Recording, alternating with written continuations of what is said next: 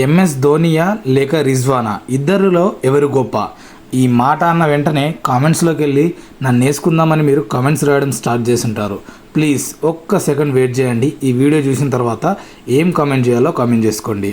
ఇక వీడియోలోకి వెళ్తే, మీకు మొఫాదల్ వోహ్రా అని ఒక పర్సన్ ట్విట్టర్లో ఇండియన్ టీమ్ క్రికెట్ కావచ్చు, వరల్డ్ క్రికెట్ టీంకి సంబంధించి ప్రతి న్యూస్ని ఫాస్ట్గా అప్డేట్స్ ఇస్తూ ఉంటాడు.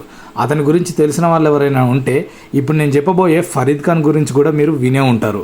ఫరీద్ ఖాన్ అనే అతను పాకిస్తాన్కి చెందిన ఒక క్రికెట్ న్యూస్ ఇచ్చే పర్సన్. ట్విట్టర్లో ఇతను ఇవాళ ఏం పోస్ట్ చేసిండంటే, ఎంఎస్ ధోనియా లేక రిజ్వానా ఇద్దరిలో ఎవరు గొప్ప, హానెస్ట్గా చెప్పండి అని ఒక పోస్ట్ వేసిండు.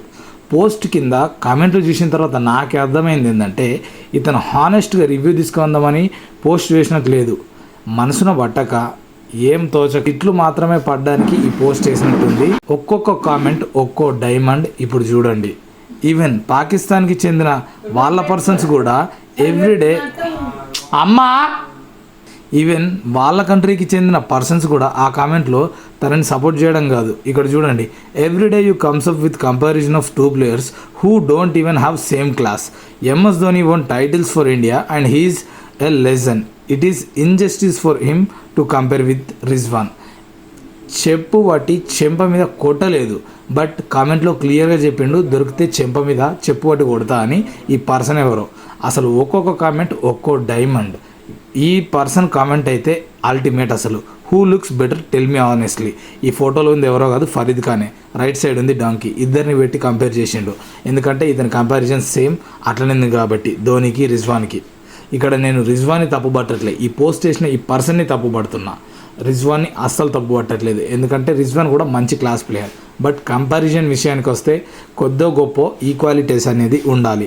సో ఈ ఫోటోని మీరు 75% కళ్ళు మూసి చూస్తే ట్రెండ్ వచ్చింది కదా, ఒక్కసారి అట్లా 75% కళ్ళు మూసి చూడండి, మీకు ఫరీద్ ఖాన్ ఫోటో కనిపిస్తుంది.